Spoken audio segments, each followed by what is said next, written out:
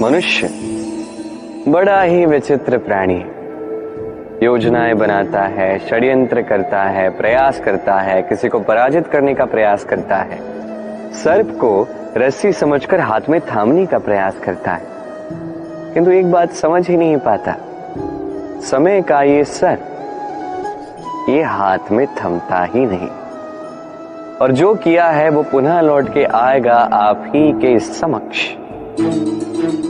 देखिए, इससे कोई अंतर नहीं पड़ता कि आप कुम्हार के पुत्र हो या कृष्ण के पुत्र हो। यदि आप अनुचित कर्म करोगे तो आपके साथ भी अनुचित ही होगा, अशुभ कर्म करोगे आपके साथ अशुभ ही होगा। कुरुवंश अत्यंत महान वंश था। कुरुवंश क्या हुआ उसके साथ? पूरा का पूरा वंश बह गया। कारण उनका मंतव्य अशुभ था। वहीं 5 वनवासी पांडव महाभारत जीत गए, कारण उनका मंतव्य शुभ था। स्मरण रखिएगा, शुभ की अग्नि जलाओगे शुभ का ही तप पाओगे, अशुभ की अग्नि जलाओगे नरक में ही जलोगे। तो आइए और मेरे साथ प्रेम से कहिएगा, राधे राधे। मनुष्य रोगी क्यों होता है? शारीरिक दुर्बलता के कारण नहीं, मनुष्य रोगी होता है उसकी सोच के कारण, उसके विवेक के कारण, उसके कर्मों के कारण, उसके क्रोध के कारण। और जब कोई ठीक होता है, स्वस्थ होता है, तो इसका तात्पर्य ये नहीं कि ये केवल औषधियों का कार्य है, नहीं, ये किसी के दिए हुए प्रेम का प्रभाव है, विश्वास का प्रभाव है, संबल का प्रभाव है। केवल औषधियों से कुछ नहीं होगा। यदि मन में प्रेम होगा, विवेक होगा, विश्वास होगा, संबल होगा, तभी ये औषधियां भी उपचार करती हैं। स्मरण रखिएगा, ये जीवन छोटा सा है। मन में प्रेम रखिए, मित्र बनाइए, शत्रु नहीं। प्रेम कीजिए, द्वेष नहीं। और इसी प्रेम के साथ कहिएगा, राधे राधे। आज मैं आपको ऐसी कथा सुनाऊंगा जो मेरे नंद बाबा ने मुझे सुनाई थी जब मैं छोटा सा था। कथा एक साधु और एक बिच्छू की। एक बार एक साधु नदी के तट पर स्नान कर रहे थे। उन्होंने देखा कि जल के प्रवाह से एक बिच्छू बहे जा रहा है। उसके प्राण बचाने के लिए उन्होंने उसे उठा के तट पर रखने का प्रयास किया, किंतु जैसे ही उन्होंने बिच्छू को उठाया, बिच्छू ने उन्हें काट लिया। साधु ने पुनः प्रयास किया, उसे उठाया, बिच्छू ने पुनः उन्हें काट लिया। वो पुनः प्रयास करने गए, तभी शिष्य ने उनसे पूछा, ये आप क्या कर रहे हैं गुरुदेव? ये सब क्या है? आप उसी के प्राण बचाने का प्रयास कर रहे हैं जो आप ही को काट रहा है। गुरुदेव ने उत्तर दिया कि वो बिच्छू होकर अपना कर्म कर रहा है, अपनी प्रवृत्ति, अपना व्यवहार बदल नहीं रहा, तो मैं साधु होकर क्यों बदलूं? इसका तात्पर्य सरल है। संसार में कुछ ऐसे लोग होंगे जो बुरे होंगे, दुष्ट होंगे, और कदाचित वो कभी नहीं बदलेंगे, कभी उनमें परिवर्तन नहीं आएगा। और इसका अर्थ ये नहीं कि हम अपना कर्म करना छोड़ दें, हम अपना प्रयास करना छोड़ दें। जी नहीं, हमें तो करना ही होगा, क्योंकि इतिहास गवाह है, ये प्रयास इस संसार की धारा को ही बदल देते हैं। तो आप भी आइए और मेरे साथ प्रेम से कहिएगा, राधे राधे। जीवन, इस जीवन का सत्य क्या है? जन्म, जहां से जीवन का आरंभ होता है, या अंत? मृत्यु, जहां पे इसका अंत होता है। जीवन का सत्य ये नहीं है, सब कुछ ये नहीं है। इससे देखा जाए तो कोई अंतर नहीं पड़ता कि आपका जन्म कहां हुआ था, कैसे हुआ था। इससे भी कोई अंतर नहीं पड़ेगा कि आपकी मृत्यु कब होगी, कहां होगी। अंतर इससे पड़ता है, महत्वपूर्ण ये है कि जो भी आपने जीवन जिया, किस उद्देश्य से जिया, किस मंतव्य से जिया। अब यदि आप कुछ ऐसा कर जाते हैं जिससे समस्त संसार आपसे जीवन जीने की प्रेरणा लेता है। मृत्यु के पश्चात भी आपके कर्मों को देखकर उन्हें स्मरण करके जीवन जीना सीखता है।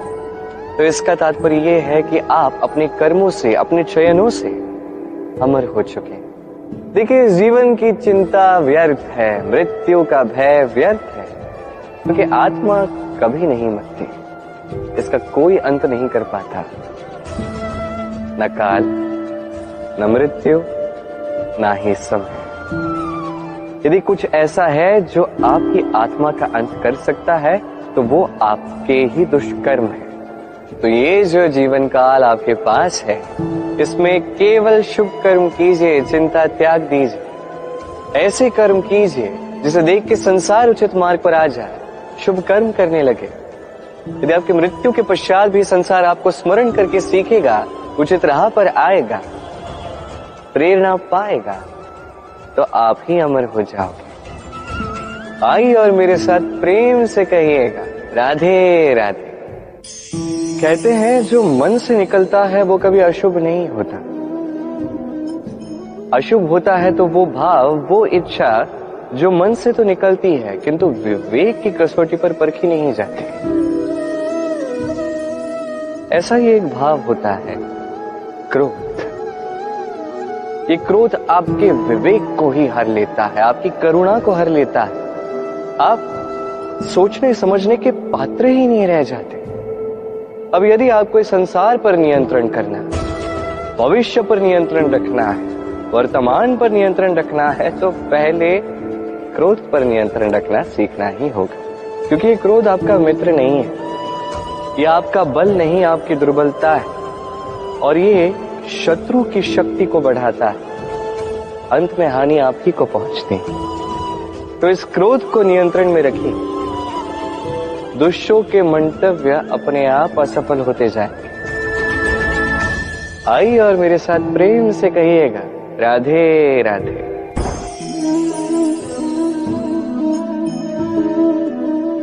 शांत सुखद निद्रा मनुष्य के जीवन का एक अत्यंत महत्वपूर्ण सुख और आवश्यकता भी।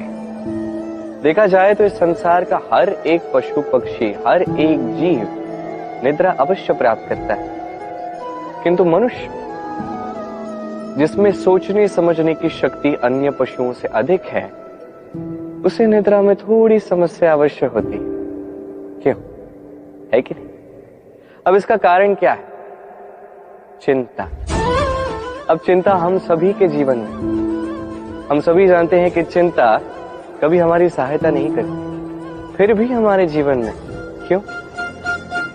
क्या चिंता से कभी किसी समस्या का निवारण हुआ है? क्या धन की चिंता करने से धन प्राप्त होता है? क्या भविष्य की चिंता करने से भविष्य ठीक हो जाता है? क्या स्वास्थ्य की चिंता करने से स्वास्थ्य अपने आप ठीक होगा? नहीं। तो इन सब से हमें एक छोटी शिक्षा अवश्य प्राप्त करनी चाहिए। आप भी अपने कांधे से चिंता का ये भार हटा दीजिए और इच्छाएं, ये सारी इच्छाएं साथ आकर हमारे मन में चिंता उत्पन्न करती है। तो इन इच्छाओं को भी त्याग दीजिए, प्रकृति के प्रेम पर विश्वास कीजिए। स्मरण रखिए, जो चिंता मुक्त होगा वो चिता मुक्त होगा। चैन की निद्रा पाइए और निद्रा को जाने से पूर्व मेरे साथ प्रेम से कहिएगा, राधे राधे। महादेव, वो देव जो महान है, जो देवों के भी देव कहलाते हैं, जो मेरे आराध्य हैं। कभी आपने ये प्रश्न पूछा कि शिव ही महादेव क्यों कहलाते हैं? कोई और देवता क्यों नहीं कहलाया जाता? वो इसलिए क्योंकि महादेव में, शिव में एक ऐसा विशेष गुण है जो अन्य किसी में नहीं। निस्वार्थ होकर लोक की सेवा करना। यदि आवश्यकता पड़ जाए, यदि सृष्टि पर विनाश की स्थिति मंडराए, तो अपने प्राणों की चिंता किए बिना हलाहल ग्रहण करने के लिए भी सज्ज रहते हैं महादेव। और इसी अद्वितीय त्याग के कारण शिव ही महादेव कहलाते हैं। अब यदि मनुष्य भी निस्वार्थ भाव से स्वयं को अर्पित कर देता है इस लोक के कल्याण के लिए, उसकी सेवा के लिए, तो वो भी महापुरुष, महामनुष्य बन सकता है। यदि किसी को भूख लगी तो अपनी थाली से आधा भोजन उसे दे दिया। यदि कोई रोगी हो तो उसकी सेवा की, उसका उपचार करने का प्रयास किया। ये जीवन केवल अपने लिए नहीं, अपितु